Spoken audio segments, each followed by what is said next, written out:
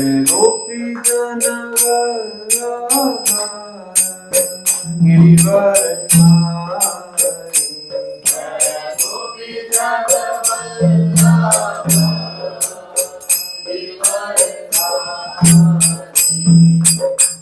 यशोदानंदन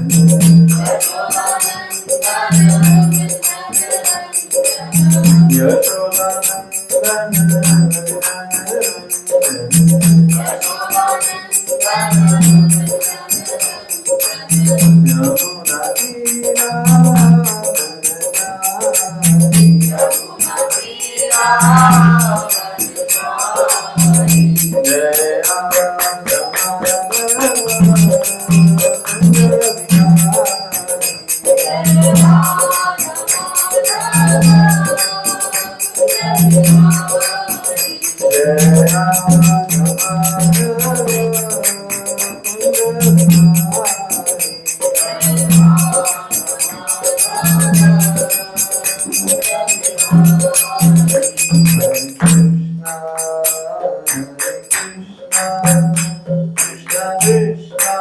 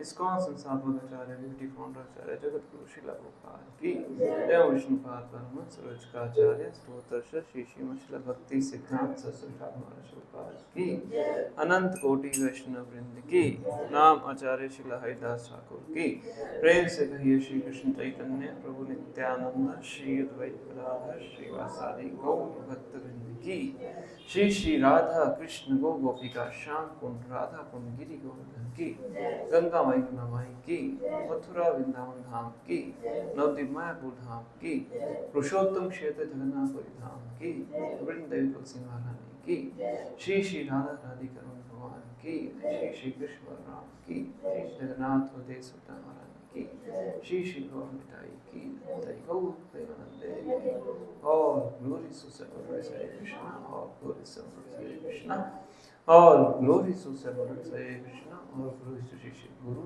श्री गौरांग और ग्लोरी श्री गुरुपाद की ओम नमो भगवते वासुदेवाय ओम नमो भगवते वासुदेवाय। भगवते वासुदेवाय। ओम नमो भगवते वासुदेवाय। ओम नमो भगवते वासुदेवाय। ओम नमो भगवते वासुदेवाय। नारायणं नमस्कृत्य नारायणं नमस्कृत्य नरं चैव नरोत्तमं नरं चैव नरोत्तमं देवीं सरस्वतीं व्यासं देवीं सरस्वतीं व्यासं ततो जयमुदीरये।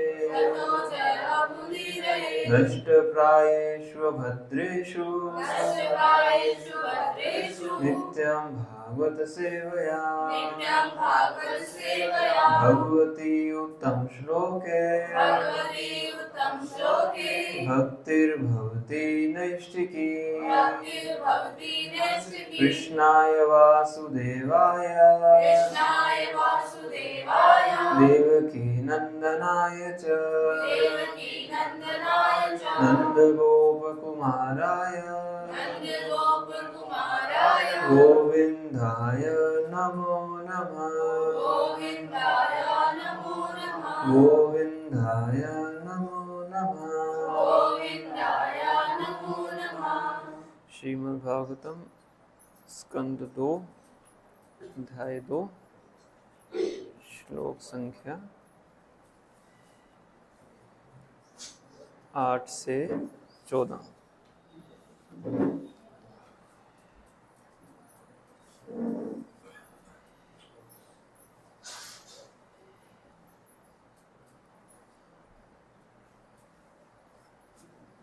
एट टू 14 हम रिसाइट करेंगे, बाकी फिर बाद में हम रीड करेंगे। ग्रुप में भी है, यहाँ से देखना चाहते हैं यहाँ से देख सकते हैं।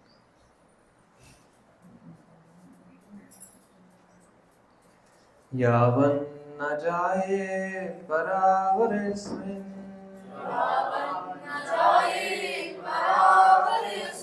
विश्वेश्वरे द्रष्टरि भक्ति योगा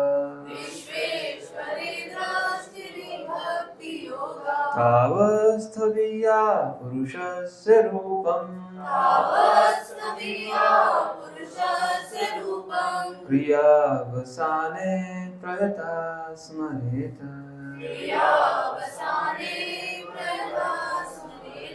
यावन्न जायेत् परावरेऽस्मिन् विश्वेश्वरे द्रष्टरि भक्ति योगा तावस्थवीया पुरुषस्य रूपम् क्रियावसाने प्रयता स्मरेत।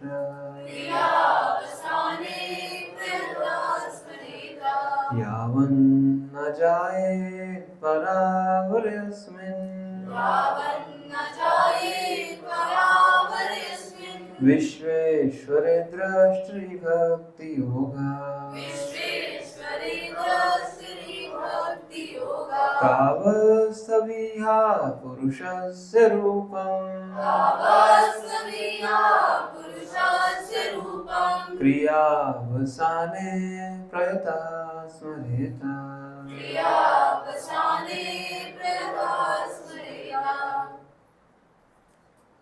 प्रभु जी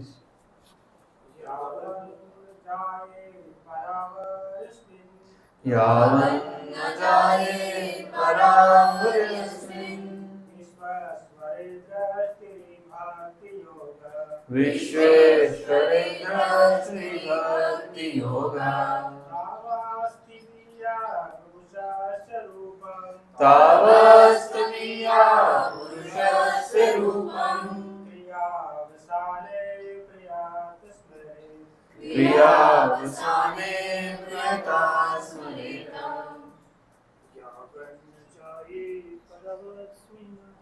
यावन्न जायेत् परावरेऽस्मिन् विश्वेश्वरे द्रष्टरि भक्ति योगा तावत्स्त्वदीया पुरुषस्य रूपम् क्रियावसाने श्रयता स्मरेता यावन्न जाये परावरयस्मिन्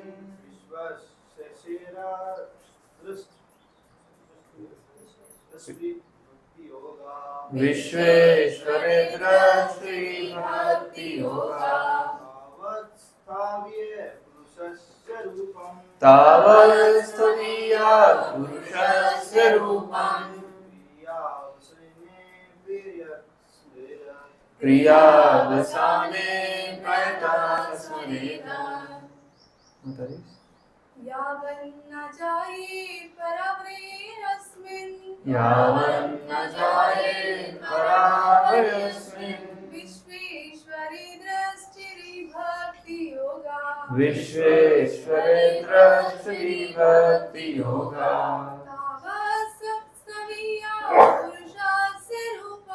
तावत्स्त्वदीया पुरुषस्य रूपम्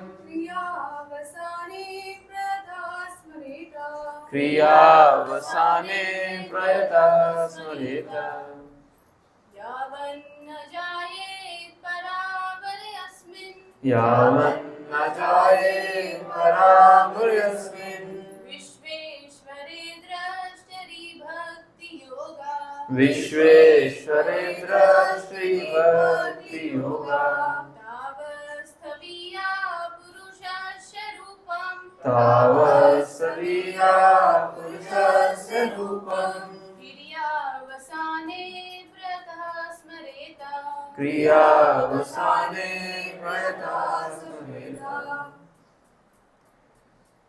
शब्दार्थ अनुवाद तात्पर्य श्री प्रभुपाद जी के द्वारा श्री प्रभुपाद की जय।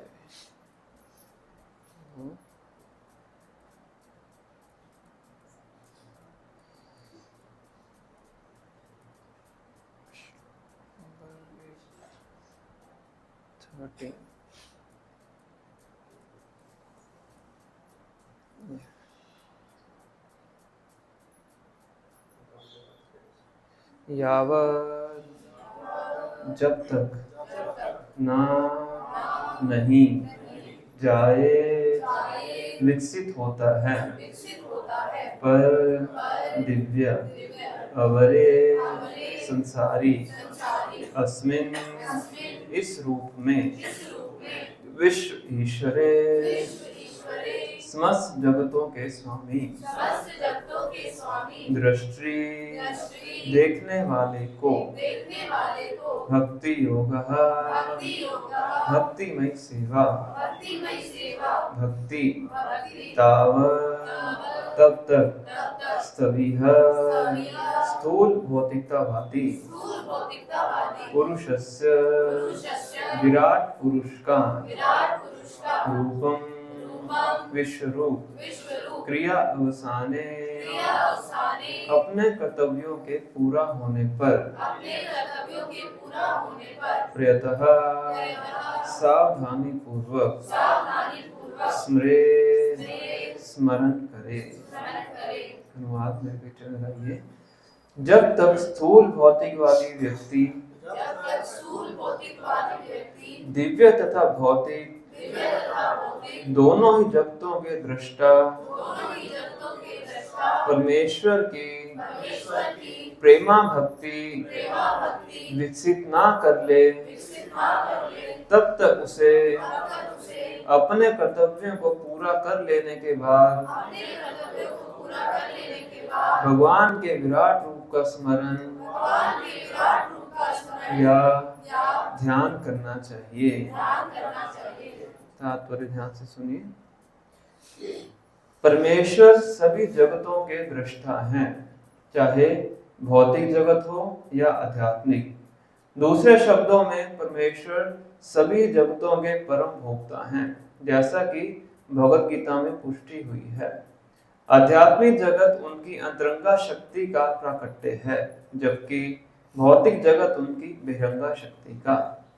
सारे जीव भी उनकी तटस्था शक्ति हैं और वे अपनी रुचि के अनुसार भौतिक जगत या आध्यात्मिक जगत में रह सकते हैं। यह भौतिक जगत जीवात्माओं के लिए उपयुक्त वास स्थान नहीं है, क्योंकि सारे जीव आध्यात्मिक दृष्टि से भगवान से अभिन्न हैं, किंतु भौतिक जगत में सारे जीव भौतिक जगत के नियमों के द्वारा बद्ध हो जाते हैं। चूंकि सारे जीव उनके अंश रूप हैं, अतः भगवान चाहते हैं कि वे सभी उनके साथ आध्यात्मिक जगत में रहें। भौतिक जगत में जीवों को प्रबुद्ध करने के लिए सारे वेद तथा शास्त्र उपलब्ध हैं, जिनके द्वारा उन्हें विशेष रूप से भगवत धाम वापिस बुलाया जा सकता है। दुर्भाग्यवश जीव बद्ध जीवन के 3 प्रकार के कष्टों को सहता हुआ भी भगवत धाम जाने के प्रति बहुत गंभीर नहीं रहता। यह उसकी पथभ्रष्ट जीवन शैली के कारण है, जो पापों तथा पुण्यों के कारण जटिल बन गई है। जीवों में से कुछ जीव जो पुण्य कर्म करते हैं, भगवान के साथ अपने भूले हुए संबंध को पुनः स्थापित करना आरंभ करते हैं, किंतु वे भगवान के साकार रूप को नहीं समझ पाते। जीवन का असली उद्देश्य भगवान के साथ संपर्क स्थापित करना और उनकी सेवा में लग जाना है। यही जीवों की स्वाभाविक स्थिति है, किंतु जो निर्विशेषवादी हैं और भगवान की प्रेमा भक्ति कर पाने में असमर्थ रहते हैं, उन्हें भगवान के निराकार रूप या विराट रूप का ध्यान करने की सलाह दी गई है। यदि मनुष्य तनिक भी चाहता है कि जीवन का वास्तविक सुख प्राप्त हो तथा उसे बंधनहीन सहज अवस्था प्राप्त हो, तो उसे चाहिए कि जिस तरह से भी हो सके भगवान के साथ अपने विस्मृत संबंधों को पुनः स्थापित करने का प्रयत्न करे। कम बुद्धिमान नौसिखियों द्वारा निर्विशेष स्वरूप या विराट स्वरूप का ध्यान क्रमशः उन्हें साकार स्वरूप के संपर्क में आने के योग्य बना देगा। यहाँ पर मनुष्य को पिछले अध्यायों में वर्णित विराट रूप का ध्यान करने की सलाह दी गई है, जिससे वह समझ सके कि किस तरह विभिन्न लोग, समुद्र, पर्वत, नदियां, पक्षी, पशु, मनुष्य, देवता तथा अन्य जो कुछ सोचा जा सकता है, भगवान के विराट रूप के ही अंग प्रत्यंग है। इस प्रकार का चिंतन भी एक प्रकार से परम सत्य का ध्यान ही है। ज्यों ही ऐसा ध्यान प्रारंभ हो जाता है, मनुष्य में दैवी गुण आ जाते हैं और सारा संसार समस्त लोगों के लिए एक सुखमय तथा शांति में आवास लगने लगता है। ईश्वर के ऐसे निराकार या साकार रूप के ध्यान के बिना मनुष्य के सारे सद्गुण उसकी अपनी स्वाभाविक स्थिति के विषय में भ्रांतियों से ढके रहते हैं, और ऐसे उच्च ज्ञान के बिना सारा संसार मनुष्य के लिए नरक बन जाता है। ओम ज्ञानतिमिरन्धस्य ज्ञानञ्जनशलाकया चक्षुरुन्मीलितं येन तस्मै श्रीगुरवे नमः। श्रीचैतन्यमनोभीष्टं स्थापितं येन भूतले स्वयं रूपः कदा मह्यं ददाति स्वपदान्तिकं। वन्देऽहं श्रीगुरु श्रीयुतापद्रं श्रीगुरुर्वैष्णवांश्च श्रीरूपं साग्रजातं सैवं रघुनाथामृतं तं सजीवं साद्वैतं सावधूतं परिजन सहितं कृष्णचैतन्यदेवं श्री राधा कृष्ण पादान् सैगणललिता श्री विशाखान्वितांश्च। हे कृष्णा करुणा सिंधु दीनबन्धु जगत्पते गोपेश गोपिका कान्त राधाकान्त नमोस्तुते। तप्त कांचन गौरांगी राधे वृंदावनेश्वरी वृषभानुसुते देवी प्रणमामि हरिप्रिये। वाञ्छाकल्पतरुभ्यश्च कृपा सिन्धुभ्यैव च पतितानां पावनेभ्यो वैष्णवेभ्यो नमो नमः। जय श्री कृष्ण चैतन्य प्रभु नित्यानंद श्री अद्वैत गदाधर श्रीवासादि गौर भक्तवृंद। हरे कृष्णा कृष्णा कृष्णा हरे हरे, हरे राम राम राम हरे हरे। नमो विष्णुपादाय कृष्णाय भूतले श्रीमते भक्तिवेदांत स्वामिनिधि नामिने। नमस्ते सरस्वती देवे गौरवाणी प्रचारिणे निर्विशेषा शून्यवादी पाश्चात्यदेशकारिणी।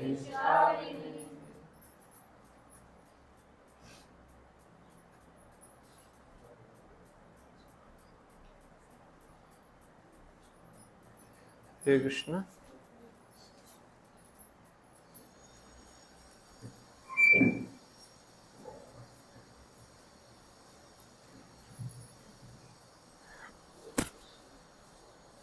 सब भक्तों का हार्दिक स्वागत है।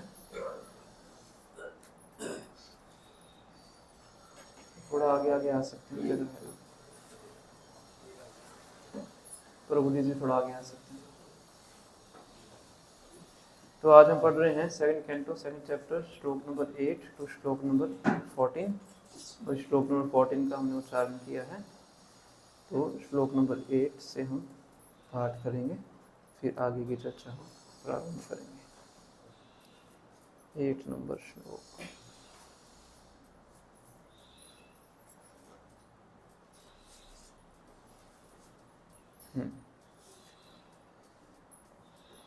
प्रसंग ये चल रहा है कि सुखदेव गोस्वामी परीक्षित महाराज को उनके प्रश्नों का उत्तर देते हुए अष्टांग योग पद्धति का वर्णन कर रहे हैं।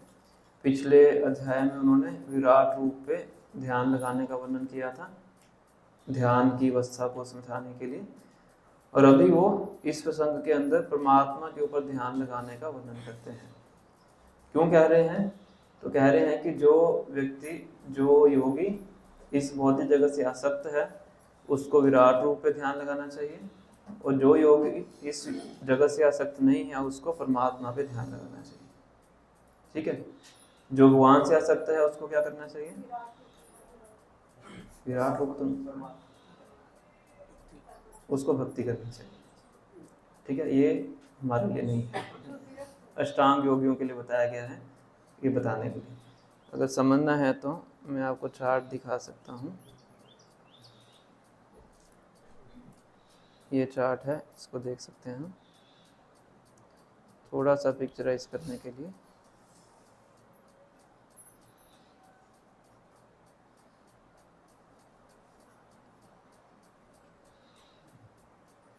ये देखिए,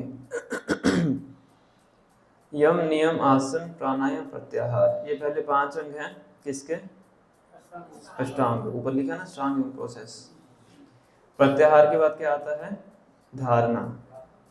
धारणा का मतलब होता है भगवान के रूप पे इकट्ठा ध्यान लगाना, पूरी फॉर्म पे ध्यान लगाना। और ध्यान का मतलब होता है एक एक अंग पे ध्यान लगाना। ठीक है? तो यहाँ पे देखिए, अगर तो उसके अंदर अभी भी भौतिक भोग करने की इच्छा है योगी के अंदर, मतलब भौतिक जगत से आसक्त है, तो कहाँ पे जाएगा वो? विराट रूप। तो उसको विराट रूप पे ध्यान लगाना चाहिए। अगर इच्छा नहीं है तो क्या पे ध्यान लगाएंगे? परमात्मा पे। क्लियर हो गया? वो सिस्टमेटिक तरीके से सुखदेव गोस्वामी बता रहे हैं।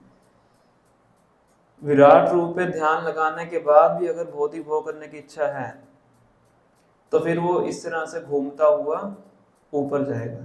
पहले वैष्णवांतर लोक, फिर शिशुनार लोक, फिर महर लोक, फिर ब्रह्म लोक, फिर जो 5 कवरिंग्स हैं उसको क्रॉस करते करते फिर ब्रह्म ज्योति तक वो पहुंचेंगे। अगर इच्छा नहीं है तो परमात्मा पे ध्यान लगाएंगे, फिर धारणा करेंगे, फिर ध्यान, फिर समाधि, फिर ब्रह्म की अवस्था को प्राप्त करके मुक्ति तक पहुंच सकता है। कहाँ तक पहुंचेंगे? मुक्ति मतलब ब्रह्म ज्योति। ठीक है?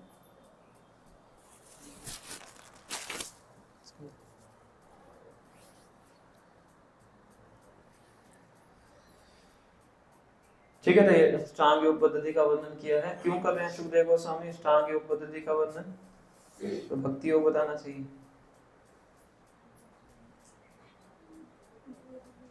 पहले बताया था हमने क्लास में।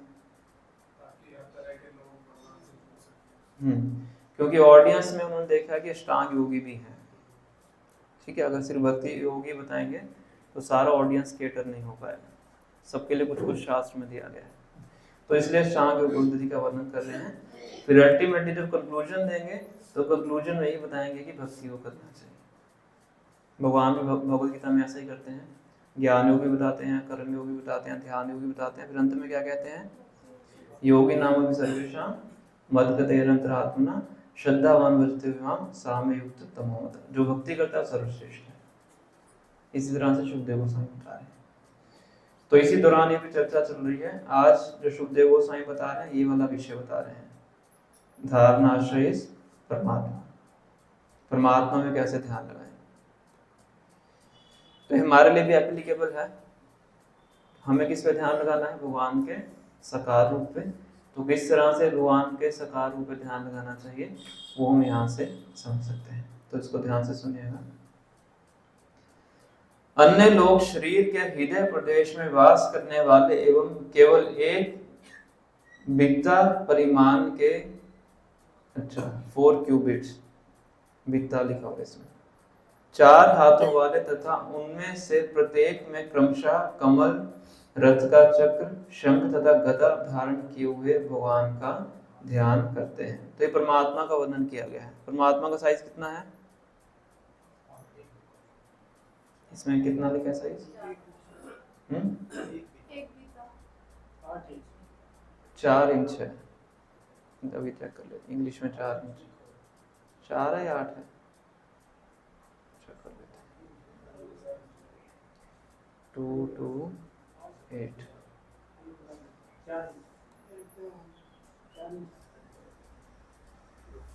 हाँ 8 इंच है,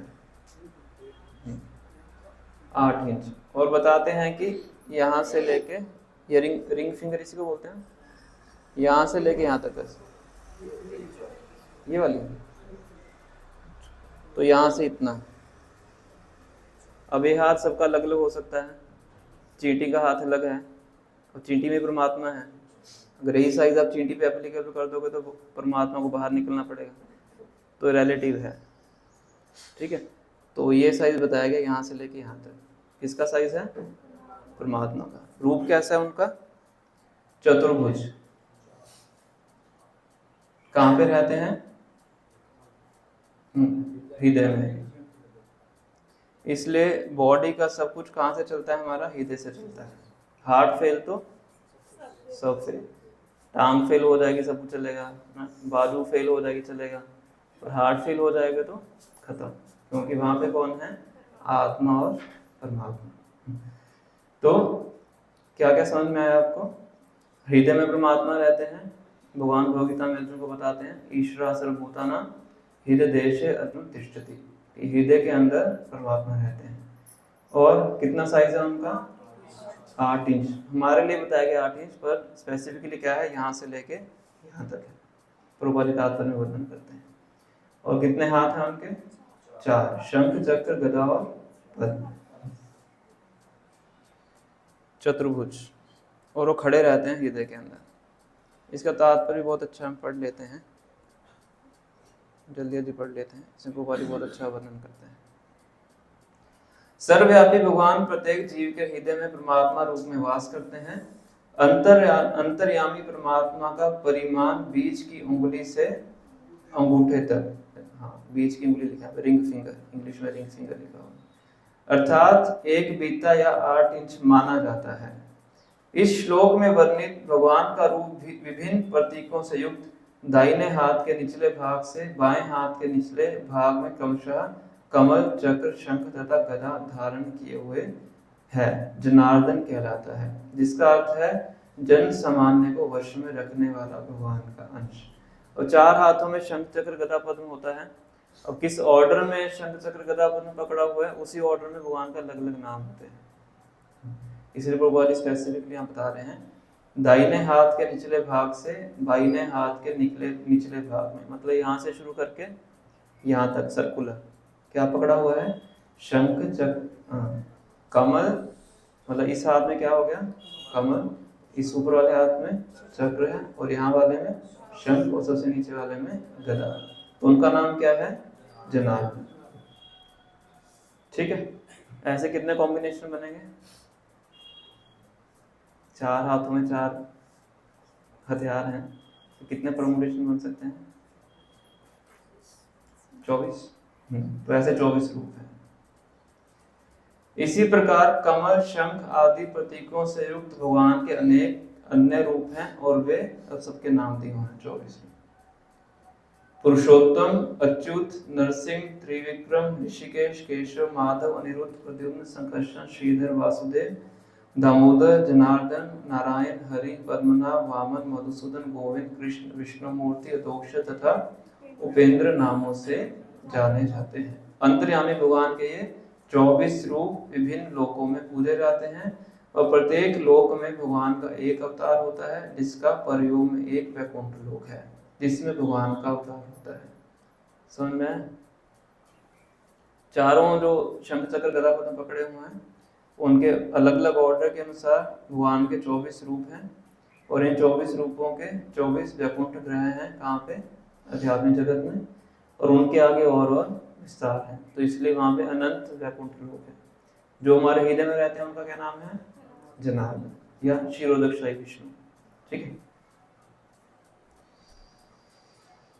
इनके अतिरिक्त भी भगवान के सैकड़ों हजारों रूप हैं और इनमें से प्रत्येक का परव्योम में विशिष्ट लोक होता है, जिनमें से यह भौतिक आकाश एक खंड मात्र है, फ्रैक्शन। भगवान पुरुष के रूप में विद्यमान रहते हैं, यद्यपि इस भौतिक जगत के पुरुष से उनकी कोई तुलना नहीं की जा सकती, लेकिन ऐसे सारे रूप एक दूसरे से अभिन्न अद्वैत होते हैं और इनमें से प्रत्येक रूप नित्य तरुण होता है। चतुर्भुजी तरुण भगवान सुंदर ढंग से अलंकृत रहते हैं, जैसा कि नीचे वर्णन किया गया है। तो हम समझ सकते हैं कि वैदिक शास्त्रों में कितना डिटेल में जाके वर्णन किया गया है। इतना डिटेल में डिस्क्रिप्शन आपको कहीं भी किसी और ग्रंथ में प्राप्त नहीं हो सकता है। बहुत से जो अन्य जो हम धर्मों के ग्रंथ बोल लीजिए, उनमें आपको इतना भी, काफी ग्रंथों में तो इतना भी नहीं बताया जाता कि भगवान का कोई लोक भी है। वो मोस्टली स्वर्ग तक ही बताते हैं, उसके आगे वो नहीं बता पाते। तो वैदिक शास्त्रों में क्या है, सब कुछ एक एक चीज डिटेल में वर्णन किया है। देखिए यहाँ पे सबके नाम बताए गए हैं।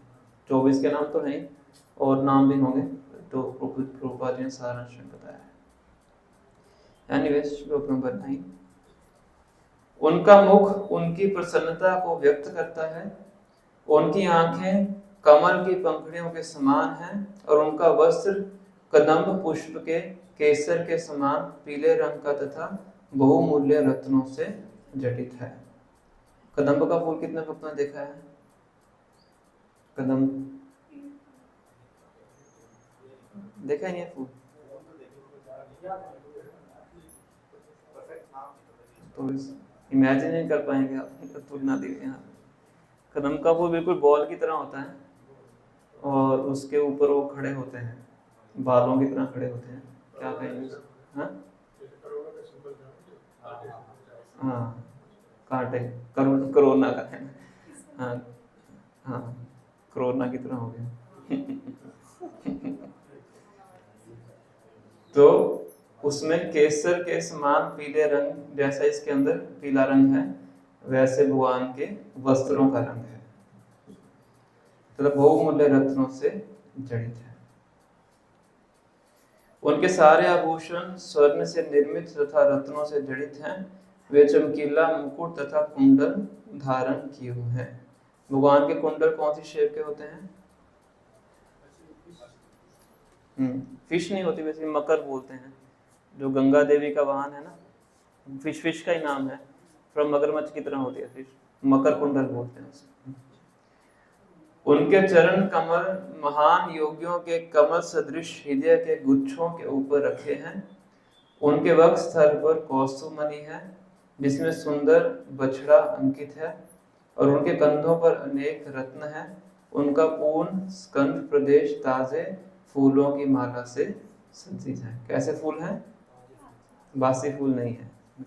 प्रभुपाद जी एक मंदिर में जाते हैं, वहाँ क्लास ले रहे होते हैं, तो डीटीज को उन्होंने पुराने फूल पहनाए होते हैं। पूरे लेक्चर में प्रभुपाद जी लेक्चर में डांटते ही हैं। तो लेक्चर सुन सकते हो, बहुत अच्छा लेक्चर है, अभी भी भक्त सुनते हैं।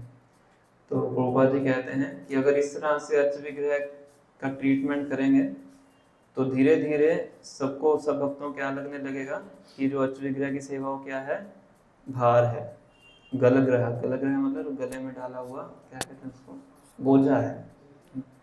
फिर धीरे धीरे भक्त क्या सोचेंगे, गुरु महाराज ने हमें क्या क्या सेवा दे दी, बोझा बन गया। बोलते बर्डन ऑफ बीस, लेक्चर सुन सकते हो, बहुत अच्छा लेक्चर है। तो उसमें प्रभुपाद जी अर्च विग्रह के बारे में वर्णन करते हैं। प्रभुपाद जी बहुत स्ट्रिक्ट रहते थे अर्च विग्रह की सेवा को लेकर। प्रभुपाद जी अर्च विग्रह के दर्शन करके बता देते थे कहाँ पे सेवा में त्रुटि हो रही है। एक मंदिर में जाते हैं, प्रभुपाद जी रोज सुबह दर्शन करते थे और एक दिन बहुत देर तक दर्शन करते रहे। फिर दर्शन करके आगे बताते कि अर्च विग्रह मुझसे कंप्लेंट कर रहे हैं कि उनके मॉर्निंग के भोग के जो बर्तन हैं सही से साफ नहीं हो रहे हैं। तो पुजारी को बुलाया जाता है, जो सुबह साफ पुजारी कथा सुनाते हैं। तो पुजारी बताता है कि सच में मैं जो बर्तन था जल्दबाजी में अच्छे से साफ नहीं करता।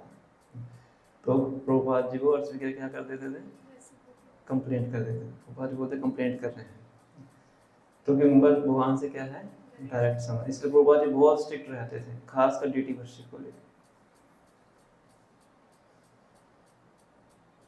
तो ताजा फूलों की माला से सज्जित है। उनकी कमर अलंकृत करधनी से सुशोभित है, बेल्ट जिसको बोलते हैं, गिर्डल भी बोलते हैं उसको। और उनकी अंगुलियों में बहुमूल्य रत्नों से जड़ित अंगूठियां हैं।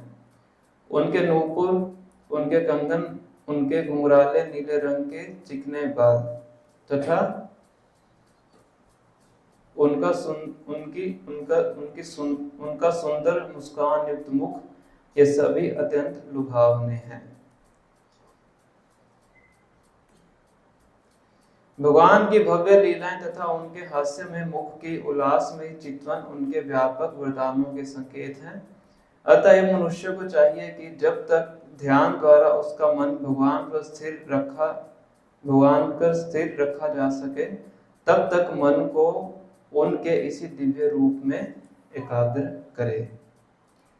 तो ये सुखदेव गोस्वामी यहाँ पे ध्यान की अवस्था का वर्णन कर रहे हैं। देखो कितना बड़ा तात्पर्य प्रभुपाद ने दिया है। ध्यान का मतलब क्या है, भगवान के हर अंग के ऊपर एक एक करके फोकस करना, उनके आभूषणों के ऊपर, कि भगवान के जो आभूषण है वो भी क्या है, दिव्य है, भौतिक आभूषण नहीं है। ध्यान की प्रक्रिया भगवान के चरण कमलों से प्रारंभ होते हुए उसे उनके हंसते मुखमंडल तक ले आए। इस तरह पहले ध्यान को चरण कमलों पर एकाग्र करें, फिर पिंडलियों पर, तब जांघों पर, क्रमशः ऊपर की ओर उठता जाए। मन जितना ही एक एक करके भगवान के भिन्न अंगों पर स्थिर होगा, बुद्धि उतनी ही अधिक परिष्कृत होगी। तो आध्यात्मिक बुद्धि को अगर विकसित करना है तो क्या करना चाहिए, बड़ा अच्छा तरीका बताएं आप। कोई चतुर्वेदी, त्रिवेदी, द्विवेदी बनने की आवश्यकता नहीं है। क्या करना है, बड़ा अच्छा यहाँ पे प्रोसेस बताया है। एक एक करके भगवान के अंगों पर ध्यान केंद्रित करें तो आध्यात्मिक बुद्धि हमें अपने आप ही प्राप्त हो जाती है। भगवान भगवद्गीता के 10वें अध्याय के 10वें श्लोक में बताते हैं, तेषां सतत युक्तानां भजतां प्रीतिपूर्वकं ददामि बुद्धि योगम तम येन माम उपयन्ति ते। तो निरंतर मेरी सेवा में लगा रहता है तो मैं उसको ऐसी बुद्धि प्रदान करता हूँ जिससे मेरे पास लौट के वापिस आ सकता है। ठीक है, तो बुद्धि कैसे प्राप्त होगी, भगवान की सेवा करके। जितनी बुद्धि की आवश्यकता है उतनी बुद्धि भगवान हमें दे देंगे, जिसकी आवश्यकता नहीं है वो नहीं देंगे। जितनी आवश्यकता है सेवा करने के लिए उतनी इंटेलिजेंस आपको प्राप्त हो जाएगी। ठीक है, तो करना क्या है, हमें इस तरह से भगवान की सेवा करनी है।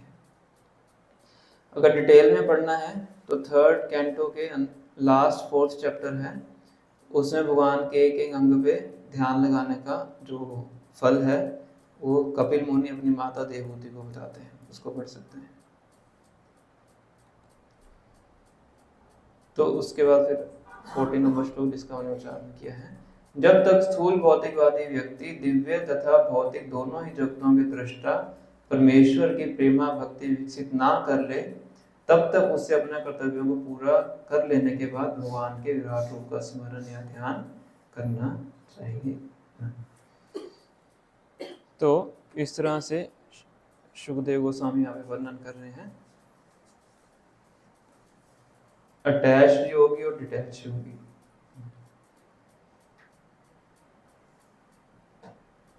तो भगवान का जो विराट रूप है, बहुत से भक्त हैं कई बार जो उसमें बहुत कंफ्यूज हो जाते हैं, क्योंकि ऐसा कभी रूप ना कई फोटो में भी देखा होगा आपने कि हड्डियां पहाड़ों से बनी हुई हैं, जो नसें हैं नदियों से बनी हुई हैं, उनके बालों में बादल हैं, एक आंख सूर्य है, दूसरी आंख चंद्रमा है, उनके जो लोम हैं वो पेड़ पौधे और जड़ी बूटियां हैं, है ना? तो ऐसा ऐसा कोई भगवान का रूप नहीं है। इसलिए प्रभुपाद इसके लिए वर्ड यूज करते हैं कि इमेजिनरी फॉर्म है। इमेजिनरी फॉर्म का मतलब क्या है कि किस तरीके से भगवान इस भौतिक जगत में विद्यमान है। अब जो लोग इस चीज को डाइजेस्ट नहीं कर पाते हैं कि भगवान का भी एक साकार रूप है, वो इसको डाइजेस्ट नहीं कर पाते हैं, क्योंकि वो ये सोचते हैं कि अगर भगवान का भी हमारी तरह रूप है तो वो भी क्या हो गए, हमारे जैसे हो गए, वो भी सीमित हो गए, है ना। हम यहाँ बैठे हैं तो वहां पे नहीं है, तो हमारी सीमा होगी, इस रूम के बाहर हम नहीं देख सकते हैं। तो परम सत्य तो क्या है, असीमित है, तो इसलिए उनका रूप नहीं हो सकता है, वो ऐसा मानते हैं। पर उनको ये नहीं पता है कि परम सत्य का रूप कैसा है, आध्यात्मिक है, हमारी तरह भौतिक नहीं है। तो उन लोगों को रेकमेंड किया जाता है कि आप क्या कीजिए, ठीक है, साकार रूप आप नहीं मान सकते हैं तो विराट रूप पे ध्यान लगाइए, तो उसको डाइजेस्ट कर पाते हैं। ठीक है, पहाड़ हैं, सूर्य हैं, नदियां हैं, सब क्या हैं, परमेश्वर की ही शक्ति है, उन लोगों के लिए। पर जो साकार रूप के उपासक हैं उनके लिए इसकी आवश्यकता नहीं है। इसलिए यहाँ पे सुखदेव गोस्वामी कह रहे हैं, Until the gross materialist develops a sense of living self, जब तक वो इस स्तर पे नहीं आ जाता है तब तक उसको विराट रूप पे ध्यान लगाना चाहिए। जब आ जाएगा फिर लगाने की आवश्यकता नहीं है, क्योंकि अभी वो सीधा साकार रूप पे ध्यान लगा रहा है, जो कि विराट रूप का भी स्रोत है, जो कि परमात्मा का भी स्रोत है, चतुर्भुज का भी स्रोत है। जब अर्जुन को भगवान ने काल रूप दिखाया भगवद गीता के अंदर 11वें अध्याय में, तो अर्जुन बिल्कुल डर जाते हैं। तो विराट रूप से भी हाई वर्जन दिखा दिया भगवान ने, काल रूप दिखाया। काल रूप में क्या देख रहे थे अर्जुन, कि सभी योद्धा के दांतों में पिस रहे हैं। काल रूप मतलब टाइम फैक्टर, कालो अस्मि भगवान बोलते हैं। तो मुंह से दांत खून बह रहा है, सब योद्धा मर रहे हैं, तो अर्जुन पूरे काम हो जाते हैं, कहते नहीं नहीं मैंने गलती कर ली, आपसे पूछ के दोबारा पुराने वाले रूप में आ जाइए। तो ये भगवान पहले चतुर्भुज रूप में आते हैं, फिर द्विभुज रूप में आते हैं, क्या दिखाने के लिए कि चतुर्भुज रूप भी कहाँ से निकला है, द्विभुज से ही निकला है। तो अल्टीमेटली भगवान का ओरिजिनल रूप कौन सा है, द्विभुज रूप है ना। तो भगवान बोलते हैं सुदुर्दर्शम इदम रूपम, इस रूप का दर्शन करना क्या है, बहुत ही रेयर है। कौन सा रूप, द्विभुज रूप, क्योंकि वो भगवान का ओरिजिनल रूप है। तो जब तक वहां नहीं पहुंच जाते हैं तब तक हम विराट रूप पे ध्यान लगा सकते हैं, पर जब वहां पहुंच गए फिर उसकी आवश्यकता नहीं है। यहाँ तक सारांश में वर्णन किया है। अब जो श्लोक हमने उच्चारण किया 40 नंबर श्लोक, उसके तात्पर्य में श्रील प्रभुपाद जी बहुत अच्छे कुछ बिंदुओं पे चर्चा कर रहे हैं। 5-10 मिनट हमारे पास बचे हैं, उस पर उन पर चर्चा करने का प्रयास करेंगे। तो इसमें प्रभुपाद जी बेसिक से शुरू करके बता रहे हैं कि एक भगवान की अंतरंगा शक्ति है, आध्यात्मिक जगत जिससे विद्यमान होता है, एक भगवान की बहिरंगा शक्ति है जिससे भौतिक जगत विद्यमान होता है। इन दोनों के बीच में कौन सी शक्ति है, तटस्थ शक्ति है, जो कि हम हैं, जो कि अपनी चॉइस के अनुसार या तो अंतरंगा शक्ति के प्रभाव में रह सकता है या फिर बहिरंगा शक्ति के प्रभाव में रह सकता है। बहिरंगा शक्ति के प्रभाव में रहता है तो बद्ध अवस्था को प्राप्त होता है। बद्ध मतलब बंधन, बंदी, जो उसको बद्ध जीव बोलते हैं। हमारे लिए कौन सा बंधन है, हम तो हाथ हिला सकते हैं, चल के बाद स्कूटी लेके जा सकते हैं, बाइक लेके जा सकते हैं, गाड़ी में जा सकते हैं, तो कौन सा बंधन है हमारा, वो तो दिखते भी नहीं है। जन्म मृत्यु बुढ़ापा हमारी, ठीक है, ये बंधन है। और काम क्रोध लोभ मोह मद मत्सर, तो अनर्थ है, कर्मों का फल, ये भी एक बंधन है। तो दोनों ने सही बताया है। जन्म मृत्यु बुढ़ापा बीमारी बंधन है, आदि भौतिक आध्यात्मिक आदि दैविक क्लेशीय बंधन है और कर्मों का जो फल है। कर्मों के फल के अनुसार हमें घूमना पड़ता है। हमारे पास चॉइसेस बहुत कम है, बहुत लिमिटेड चॉइसेस है। चॉइसेस तो हैं पर क्या है, बहुत ही लिमिटेड है। इसलिए बोला जाता है कंडीशनड सोल। पहले जब मैं नया नया आया था समझ नहीं पाता था कंडीशनड सोल क्या है। कंडीशनर तो सुना है हमने, कंडीशनड सोल का क्या मतलब है। फिर एक जगह बुबारी बताते हैं कंडीशनड सोल मतलब कोई सब्जेक्ट टू कंडीशंस, जिसके ऊपर बहुत सी कंडीशंस अप्लाई की जाती हैं। तो स्टार मार्क किया होता है ना, कंडीशंस अप्लाई। ऐसे बहुत सी कंडीशंस हमारे ऊपर अप्लाइड है। रात को सोना पड़ेगा, दिन में जागना पड़ेगा, जीवन जीने के लिए काम करना पड़ेगा। ना ही कशिक्षणम अभी जातो तिष्ठिय कर्म। एक क्षण भी बिना काम किए नहीं रह सकते हैं, हर कार्य का कर्म लगेगा। ये सारी कंडीशंस हमारे ऊपर अप्लाइड है। दिन में खाना पड़ेगा 3 बार, नहाना पड़ेगा, एक दिन नहीं नहाओगे हालत खराब हो जाएगी, आपकी भी दूसरों की भी, है ना। खाएंगे नहीं तो कमजोर पड़ जाएंगे। इसमें बहुत सी कंडीशंस हैं हमारे ऊपर, हम यूज टू हो चुके हैं, इसलिए हम उसको कंडीशंस मानते नहीं, इसलिए उसको बोला जाता है कंडीशन सोल। बद्ध जीवात्मा बहुत जगहों से बंधी है। और आध्यात्मिक जगत के अंदर जो जीवात्मा है वो क्या है, वो है नित्य मुक्त, इटर्नली लिबरेटेड।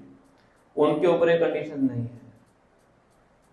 हवा में उड़ सकते हैं, जैसे जाना चाहे वैसे जा सकते हैं, वहाँ पे कोई जन्म मृत्यु बुढ़ापा बीमारी नहीं है, किसी प्रकार की कोई कंडीशन नहीं। उनको नहाने की आवश्यकता नहीं है ना। उनका शरीर कैसे रहता है, नित्य स्वच्छ रहता है। जो भी कुछ खाते हैं, खाते ही सब ब्लड बन जाता है, हमारी तरह वेस्ट नहीं करना पड़ता उनको। तो कोई कंडीशन उनके ऊपर एप्लीकेबल नहीं, क्योंकि हम भगवान के पार्षद हैं। तो ये 2 प्रकार के जीवात्माएं हमने समझे, नित्य मुक्त और नित्य बद्ध जीवात्मा। अब भगवान चाहते हैं कि जितने भी बद्ध जीव हैं वो सब कहाँ पे आए, मेरे पास आए। भगवान नहीं चाहते कि कोई भी नित्य बद्ध अवस्था में रहे। भगवान चाहते हैं कि सभी कैसे रहें, नित्य मुक्त अवस्था में रहें। और समझदारी भी इसमें है। तो कितनों को लगता है कि नित्य मुक्त होना चाहिए, सबको लगता है। और फिर भी क्या है तो यहाँ का बंधन इतना स्ट्रांग है कि इच्छा होने के बावजूद भी इच्छा नहीं करते हैं। एग्जाम्पल सुनिए ना, इंद्र की एग्जाम्पल बहुत बार सुना चुके हैं कि इंद्रदेव को श्राप मिल जाता है, वो इस जगत में आके क्या बन जाते हैं, सुअर बन जाते हैं। तो ब्रह्मा जी स्वयं लेने आते हैं उनको, तुम्हारा टाइम पीरियड खत्म हो गया है, अब मेरे साथ चलो, तुम स्वर्ग के राजा हो। कहते नहीं, मेरी इतनी सुंदर पत्नी है, इतना क्यूट मेरे बच्चे हैं, इतना अच्छी रहने की जगह है, इतनी सुंदर नाली मुझे मिली है रहने के लिए, मैं क्यों इसको छोड़ के वहां जाऊं। तो ब्रह्मा जी कहते नहीं नहीं, तुम स्वर्ग के राजा हो, तो मुझे नहीं चाहिए स्वर्ग, मुझे बस यहीं पे रहने दो। तो ब्रह्मा जी पत्नी को मारते हैं, फिर उसको वापस स्वर्ग में लेके जाते हैं। तो हमारी अवस्था ऐसी है। श्री चैतन्य महाप्रभु चैतन्य चरितामृत में श्लोक आता है, वो इस मटेरियल वर्ल्ड को किससे कंपेयर करते हैं, विषय विष्टा गर्त। गर्त मतलब गटर, विष्टा मतलब मल। किसका मल है, विषय, इंद्रिय विषयों के मल का गटर।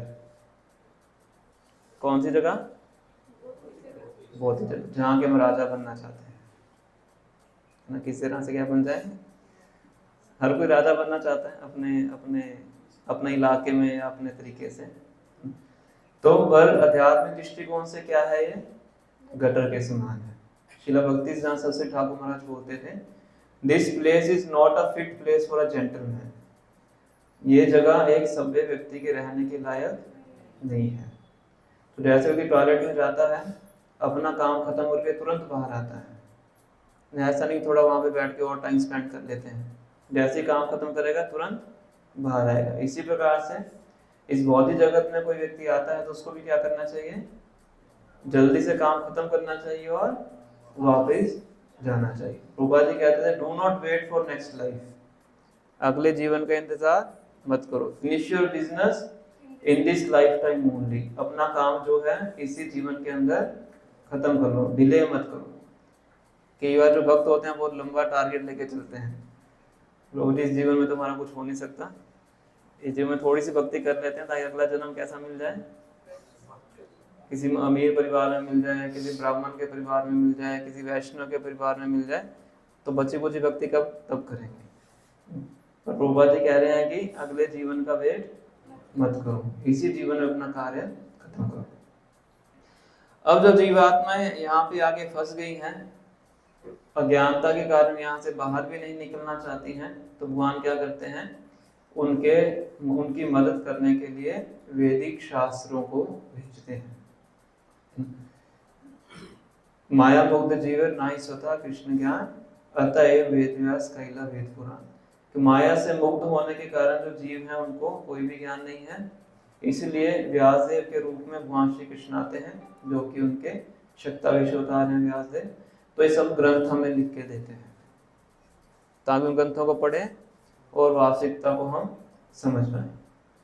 पर हम इतने ढीठ हैं कि ग्रंथों को भी नहीं पढ़ते हैं, तो फिर भगवान क्या करते हैं, अपने अनुयायियों को भेजते हैं। गुरु वर्ग हैं, भक्त हैं, साधु हैं, उनको भेजते हैं कि जाके इनको समझाओ। और फिर बीच में खुद भी आते हैं जब पृथ्वी पे भार ज्यादा बढ़ जाता है तो उसको खत्म करने के लिए और अपने भक्तों के साथ आदान प्रदान करने के लिए। तो बद्ध जीवात्माएं बोलते हैं कि हमने तो ऊपर देखा नहीं क्या होता है, वेदों के अंदर आपने बताया तो है पर हमें विश्वास नहीं है कि ऊपर क्या होता है। तो भगवान यहाँ पे आके अपने नित्य मुक्त जो उनके अनुयायी हैं उनके साथ लीलाएं करके एक ट्रेलर दिखाते हैं कि तुम्हें डिस्को में डांस करना बहुत अच्छा लगता है, तो देखो मैं यहाँ पे करोड़ों गोपियों के साथ डांस कर रहा हूँ, तो तुम भी आके करोड़ों में से एक बन सकते हो। डांस ही करना है तुम्हें, ऐसे सिर हिलाना है, सब करना है, तो मेरे साथ आके डांस कीजिए, है ना। तुम्हें बच्चों से बहुत प्रेम है तो क्या कीजिए, मुझे अपने बच्चे के रूप में प्राप्त कीजिए। वात्सल्य रस, साख्य रस, माधुर्य रस, दास्य रस, शांत रस, ये सब प्रकार के रसों का भगवान ब्रज में आके ट्रेलर दिखा के जाते हैं ताकि थोड़ा सा उनको आकर्षण हो बद्ध जीवात्माओं को और मेरे पास आने का प्रयास करें। तो प्रभुपाद जी बोलते हैं कि जो भगवान कृष्ण हैं वो ज्यादा उत्सुक हैं हमें वापस ले जाने के लिए, इसके बजाय कि हम जितना उत्सुक हैं, उससे ज्यादा उत्सुक कौन है, भगवान कृष्ण है। पर हम क्या हैं, बिल्कुल जकड़े बैठे हैं, हम छोड़ना नहीं चाहते, इसलिए भगवान बार बार प्रयास करते हैं हमें वापस ले जाने के लिए। Especially to recall the conditioned souls back home, back to Godhead। कि भगवान स्पेशली वैदिक शास्त्र भेजते हैं हमें वापस बुलाने के लिए। It is due to their misguided way of living, complicated by sins and virtues। पर हम नहीं जाना चाहते हैं क्योंकि misguided way of living के कारण। पर जो समझदार पुरुष हैं, समझदार व्यक्ति हैं, वो आज यहाँ पे लिख रहे हैं, तो वो भगवान के साथ अपने भूले हुए संबंध को दोबारा स्थापित करने का प्रयास करते हैं। ऐसे बहुत से कम लोग हैं जो समझ आते हैं कि हमें यहाँ से बाहर निकलना है और अपने भूले हुए संबंध को दोबारा स्थापित करना है। अब इनमें से कुछ लोग ऐसे हैं जो अभी उस स्तर पे नहीं है कि वो समझ सकें कि भगवान का साकार रूप है, तो उनके लिए सुखदेव गोस्वामी क्या कह रहे हैं कि विराट रूप का ध्यान लगाएं। थोड़े से अगर उन्नत हैं तो परमात्मा का ध्यान लगाएं, और जो ज्यादा उन्नत हैं वो क्या करें, वो डायरेक्टली भगवान की सेवा में लगे। जो 3-4 रास्ते वो इस तरह से बताते हैं। Without such meditation on God either personal और impersonal, all good qualities of the human being become covered with misconceptions regarding the constitutional position। अगर हम भगवान पे इस प्रकार से ध्यान नहीं लगाते हैं, चाहे वो निराकार है चाहे वो साकार रूप है, जब तक ध्यान नहीं लगाएंगे तब तक वो अपनी सज्ञानता से ऊपर नहीं उठ सकता है। तब तक वो इसी जगत को वास्तविक मानेगा, अपने शरीर को ही वास्तविक मानेगा, अपने संबंधियों को वास्तविक मानेगा और इसी संसार के अंदर वो फंसा रहेगा, बाहर नहीं निकल पाए। ये बहुत कठिन है। इसलिए अपनी जो वास्तविक स्थिति है उसको समझना बहुत आवश्यक है। हम अपने जीवन में बहुत सी प्रायोरिटीज रखते हैं। प्रायोरिटी को हिंदी में क्या बोलते हैं? प्राथमिकता। जीवन में बहुत सी प्राथमिकताएं रखते हैं, पर साधारणतया जो भक्ति होती है हमारी अंतिम प्राथमिकता होती है। सच्चाई यही है। तो अगर भक्ति को अंतिम प्राथमिकता रखेंगे तो फिर बहुत मुश्किल है।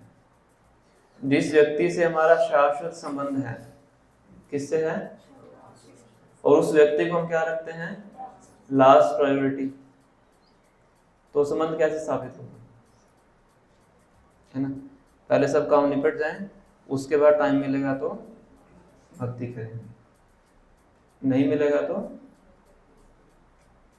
राउंड पेंडिंग रखेंगे, 8 राउंड पेंडिंग कल करेंगे। तो कितनी प्राथमिकता हम भगवान के प्रति अपने संबंध को देते हैं, उससे हम समझ सकते हैं कब भगवत धाम वापस जाएंगे। जब तक ये टॉप प्रायोरिटी नहीं बनेगा तब तक जाने का चांस बहुत कम है। सिंपल है। किसी से भी संबंध आपने स्थापित करना है, अगर आपको पता लगे कि वो व्यक्ति मुझे लास्ट प्रायोरिटी रखता है तो बात करेंगे उससे संबंध रखना चाहेंगे आप? किसी से बात करना चाहते हैं और आपको पता है कि वो व्यक्ति तभी बात करेगा जो सबसे बात कर चुका होगा, जब बिल्कुल फ्री हो जाएगा रात के 12-1 बजे तब मुझे कॉल करेगा। तो आप बोले ठीक है, तुम अपनी दुनिया में, मैं अपनी दुनिया में। तो ऐसे भगवान कहते तुम अपने काम में, मैं अपने धाम में। तुम अपने काम में हो, मैं कहाँ पे हूँ? अपने धाम में। तुम मेरे काम में, मैं तेरे काम में। तुम मेरे काम में हो तो मैं भी तुम्हारे साथ। तो हमें ये प्राथमिकता निर्धारित करनी है कि कौन मेरे लिए ज्यादा, क्या कहेंगे उसको, इम्पोर्टेंट, कौन मेरे लिए ज्यादा इम्पोर्टेंट है। भगवान इम्पोर्टेंट है तो भगवान मिलेंगे, भौतिक जगत इम्पोर्टेंट है तो फिर बहुत जगत में ही पुनरपि जननम पुनरपि मरणम पुनरपि जननी जठरे शतम पे घूमते हैं। ठीक है। तो ये प्रभुपाद जी कुछ बिंदुओं के ऊपर इस तात्पर्य में वर्णन करते हैं। हमें चॉइस दे रहे हैं कि आपको चूज करना है भौतिक अंतरंगा शक्ति के प्रभाव में रहना है या फिर बहिरंगा शक्ति के प्रभाव में रहना है। और ये चॉइस है कभी किसी से छीनी नहीं जा सकती है, क्योंकि जीवात्मा का मतलब ही है कि उसको भगवान ने क्या दी है? इंडिपेंडेंट फ्री विल दी है। तो ये चॉइस उसी को करनी है। साधु गुरु शास्त्र समझा सकते हैं, तो चॉइस किसकी है? चॉइस हमारी है। ठीक है। तो ये हम स्टॉप करेंगे। 10:38 हो गए हैं। किन्हीं का कोई प्रश्न है तो हो सकता है। जैसे हम बात करें इसमें क्लास में विराट रूप और साकार रूप, तो जब भगवान साकार का मतलब जितना मुझे पता है, मतलब इसकी जो फॉर्म है जिसे हम देख सकते हैं क्वेश्चन में, तो विराट रूप जिस पर हम ध्यान लगा रहे उसका भी तो आकार है, तो दोनों में डिफरेंस क्या है? हाँ, वही मैंने आपको बताया है कि विराट रूप समझाने के लिए है। ऐसा नहीं है कि आप आध्यात्मिक जगत में जाएंगे कोई विराट रूप चल रहा होगा, ऐसा नहीं है। वो हमें समझाने के लिए है कि भगवान इस भौतिक जगत में किस किस तरीके से विद्यमान है। इमेजिनरी फॉर्म है। कहते हैं सूर्य भगवान की आंख है, अगर ऐसा कोई रूप नहीं देखो जिसमें आंख में सूर्य चमक रहा है, इधर चंद्रमा चमक रहा है, ऐसा नहीं। वो समझाने के लिए, वो गलत भी नहीं है। ब्रह्मा जी ब्रह्म संविधान बोलते हैं, यह चक्षुरे सविता सकल ग्रहाणाम। चक्षु और आंख, तो सूर्य क्या है? भगवान की आंख है। पर ऐसा नहीं कि कोई रूप है उसमें आंख में सूर्य है, ऐसा नहीं। इस तरह समझाने के लिए, इसलिए इमेजिनरी फॉर्म है। मतलब इमेजिनेशन कर रहे हैं कि इस तरीके से रूप बनता है। हाँ, इस तरीके से भगवान विद्यमान है। जो लोग साकार रूप को नहीं समझ पाते हैं वो इस चीज को समझ लें। ठीक है। मतलब जो कृष्ण जी का हाँ, रियल फॉर्म है उसको नहीं एक्सेप्ट कर रहे हैं, तो वो विराट रूप को एक्सेप्ट, विराट रूप पे ध्यान लगा सकते हैं। नदी को देख के सोच सकते हैं कि ये भगवान की नसों में बहता हुआ पानी है। पहाड़ों को देख के समझ सकते हैं कि ये भगवान की हड्डियां हैं। मतलब हर एक चीज भगवान से रिलेटेड है। हाँ, भगवान पे ध्यान लगाने के समान हो गए। समुद्र है भगवान की नेवल के समान है, शायद आकाश को बोलते हैं भगवान की नेवल, पेड़ पौधे हैं उनके लोम के समान है, इस तरह से ध्यान लगा सकते। जी आपने बताया कि जैसे अभी जो भी संसार से जो कामों को निपटा करके भक्ति से तो हर इंसान भी ये चाहता है कि मेरी उम्र तो लेस देन 100 तो होनी नहीं चाहिए। मेरी उम्र लाउडली आप रिपीट कर। 100% से कम होनी नहीं चाहिए, हर आदमी चाहता है, चाहते तो बहुत कुछ हैं, पर वास्तविकता क्या है वो समझना आवश्यक है। चाहते तो बहुत कुछ हैं, हमारी चाहत की तो अंत ही नहीं है। चाहत लिखने लगेंगे तो सारी प्रिंटिंग प्रेस फेल हो जाएगी, इतने चाहते हैं। पर वास्तविकता क्या है? कौन जीता 100 साल तक? क्या गारंटी है कि 5 साल में जियोगे? कोई गारंटी नहीं। तो वास्तविकता में जिए, जितना समय है उसका उपयोग करें, अपना काम खत्म करें। बाकी कामों को निपटाने लगे तो 100 साल भी कम है ना। 80 वर्ष की आयु के किसी व्यक्ति को पकड़ लीजिए, उनको बोलिए कि मंदिर आइए, देखिए क्या जवाब मिलता है आपको। ट्राई कीजिएगा, हम तो बहुत ट्राई कर चुके, अलग अलग बात पता है। 80 साल बिताने के बाद भी काम खत्म नहीं होता है, तो काम चलते रहे, बार बार जन्म मिलता रहेगा, काम चलते रहे। ठीक है, और कोई प्रश्न है किसी?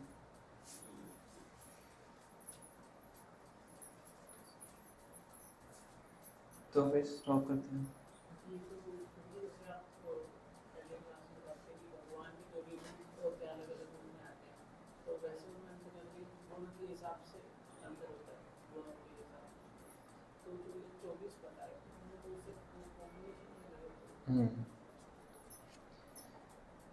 तो भगवान के अनंत अवतार और विस्तार हैं। अब सिद्धांत की दृष्टि से सभी अवतार और विस्तार और भगवान कृष्ण में कोई भेद नहीं है शक्ति वाइज। पर जब भी कोई अवतार आते हैं वो एक पर्टिकुलर अमाउंट ऑफ शक्ति को मैनिफेस्ट करते हैं। भगवान श्री कृष्ण आते हैं, सब कुछ मैनिफेस्ट करते हैं, पावर भी मैनिफेस्ट करेंगे, अपना सौंदर्य भी मैनिफेस्ट करेंगे, 6 ऐश्वर्य बताए जाते हैं। और बाकी जो अवतार आते हैं जितना आवश्यक है उतना ही मैनिफेस्ट करते हैं, प्रकट करते हैं, बाकी नहीं करते हैं। तो नरसिंह देव आए तो उन्होंने अपने क्रोध को प्रदर्शित किया। क्रोध का मूर्तिमान रूप है, इसलिए शेर का मुख है। और भगवान राम आए, किसको प्रकट किया उन्होंने? मर्यादा, है ना, मर्यादा कैसे होती है। पर भगवान कृष्ण आए, रूप माधुर्य, वेणु माधुर्य, लीला माधुर्य, भक्त माधुर्य, शक्ति का प्रदर्शन किया। इतने बड़े बड़े असुर आए, कैसी आया, उसके मुंह में हाथ डालकर उसको मार दिया। बड़े बड़े देवता परेशान थे। अगासुर आया, उसके अंदर घुस के उसकी पूरी बॉडी को ही फाड़ दिया भगवान। इतना बड़ा असुर था अगासुर। जब ब्रह्मा जी की बात खबर पहुंची, ब्रह्मा जी बड़े हैरान हो गए कि अगासुर का इतनी आसानी से वध हो गया। तभी वो भगवान कृष्ण को देखने आए, फिर वो ब्रह्म मोहन लीला होते समझ नहीं पाए। तो शक्ति का ही खूब प्रदर्शन किया भगवान ने, सौंदर्य का प्रदर्शन किया, मर्यादा का प्रदर्शन किया। द्वारका में, मथुरा में रह रहे थे भगवान। तो भगवान श्री कृष्ण क्या है, पूर्ण शक्ति को मैनिफेस्ट करते हैं। बाकी जो अवतार है वो जितनी आवश्यकता है उसको मैनिफेस्ट करते हैं। पूरा भी कर सकते हैं पर करते नहीं है, उतना ही मैनिफेस्ट करेंगे जितना उस लीला के लिए आवश्यकता है। ठीक है। अब जो ये 24 यहाँ पे विस्तारों का वर्णन किया गया है, ये वैकुंठ लोक में वैकुंठा प्लैनेट्स में रहते हैं। ये भगवान के क्या है, प्लीनरी पोर्शन है। प्लीनरी पोर्शन बोलते हैं पोर्शन के भी पोर्शन। भगवान का सबसे अलग विस्तार कौन है? बलराम जी हैं। बलराम जी के बाद चतुर्व्यूह आता है, संकर्षण, अनिरुद्ध, प्रद्युम्न, वासुदेव। उनके बाद फिर आगे आता है नारायण। इन नारायण के ये सारे अवतार हैं, विस्तार है। नारायण वैकुंठ प्लैनेट्स में रहते हैं, अपना विस्तार करते हैं। उनमें से 24 ये वर्णन किए। इनके बिना और भी हैं। उनके अपने अपने प्लैनेट्स हैं वैकुंठ के अंदर, तो वहाँ पे वो प्रीडोमिनेटिंग डीटी के रूप में रहते हैं। फिर यही नारायण आगे जाके फिर चतुर्व्यूह रूप में एक्सपैंड करते हैं, सेकंड अनिरुद्ध, प्रद्युम्न, वसुदेव, संकर्षण। फिर इनमें से संकर्षण आगे जाके फिर कारणोदकशाही विष्णु, गर्भोदकशाही विष्णु, क्षीरोदकशाही विष्णु, इस तरह से विस्तार होता है। इनका डिटेल में अगर पढ़ना है तो रूप गोस्वामी ने लघु भागवतामृत बुक लिखी है, इतनी मोटी बुक है, उसमें पूरा डिटेल डिस्क्रिप्शन, ज़्यादा डिस्क्रिप्शन में पढ़ना चाहते हैं। उस पूरी बुक का टॉपिक यही है कि भगवान कृष्ण में और बाकी विस्तारों में क्या अंतर है। बहुत अच्छी बुक है, थोड़ी टेक्निकल है, एक पेज को पढ़ने में 1 घंटा लगता है, तो पर हमारे आचार्यों ने इसलिए दिया है क्योंकि ऐसे प्रश्न हमारे अंदर है, इच्छा तो पढ़ सकते हैं लघु भागवतों में। ठीक है, तो फिर last question Buddha ji condition बहुत सारी कंडीशंस हैं, इन कंडीशंस के साथ हमें भगवान को प्राथमिकता देनी है, तो ये सफिशिएंट है भगवत धाम जाने के लिए? बड़ा अच्छा क्वेश्चन पूछा है ना। कंडीशन 16 कैसे है, कंडीशंस के साथ जी रहा है, अब इसी जीवन के अंदर उसको भक्ति भी करनी है, तो कंडीशंस के साथ भक्ति करनी है, कठिन है ना। शरीर थक भी जाता है, कई बार तो लगता है कि भक्ति करने के लिए बिल्कुल वज्र जैसा शरीर चाहिए, कम सोने पे भी काम चलता रहे, थकने पे भी काम चलता रहे, है ना, पर ऐसा होता नहीं है। भक्तों के जीवन में भी बहुत शरीर थक जाता है, बीमारियां पड़ जाती हैं, वीकनेस हो जाती है, बहुत कुछ होता है ना। पर प्रभुपाद जी कहते हैं make best use of the bad bargain. Hindi में कैसे ट्रांसलेट करेंगे इसको? Make best use of the bad bargain, translate कीजिए।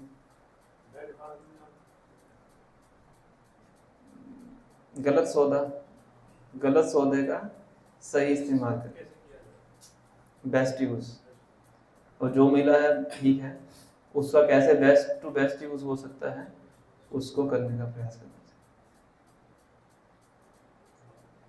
ठीक है, जितना बेस्ट टू बेस्ट कर सकते हैं उतना करने का प्रयास करना है, और जितना हम बद्ध अवस्था से ऊपर उठते जाएंगे उतनी हमारी शारीरिक अवस्थाएं कम होती जाएंगी, बॉडीली नीड्स हमारी कम होती जाएंगी, और ये हम प्रैक्टिकली अनुभव भी कर सकते हैं। भक्ति शुरू करते हैं तो 10-11 घंटे की नींद चाहिए होती है ना, धीरे धीरे धीरे धीरे अपने आप कम होती रहती है। नीड बहुत बड़ी बॉडीली नीड है, नींद बहुत बड़ी बॉडीली नीड है। तो गोस्वामी से 1.5 घंटा सोते थे 24 घंटे, तो जो गोस्वामी तो 500 साल पुराने हो गए, प्रभुपाद जी को देख लीजिए 2.5-3 घंटे सोते, पूरा दिन कितनी एक्टिविटीज करते हैं। तो जितना हम बद्ध जीवन से ऊपर उठते जाएंगे उतनी मात्रा में हमारी बॉडी की जो नीड्स हैं वो कम होती रहती है। प्रभुपाद जी कहते हैं मैं 0 बॉडी नीड तक पहुंचना है। जब प्रभुपाद जी अंतिम अवस्था में थे, लास्ट के टाइम पे, तो बिल्कुल ही खाते नहीं थे, 30 डेज तो ऐसे हो गए थे बिना कुछ खाए पिए। प्रभुपाद जी उस टाइम बड़े प्रसन्न रहते, कहते मैं यही चाहता था कि बॉडी नीड्स क्या हो जाए, बिल्कुल शून्य हो जाए।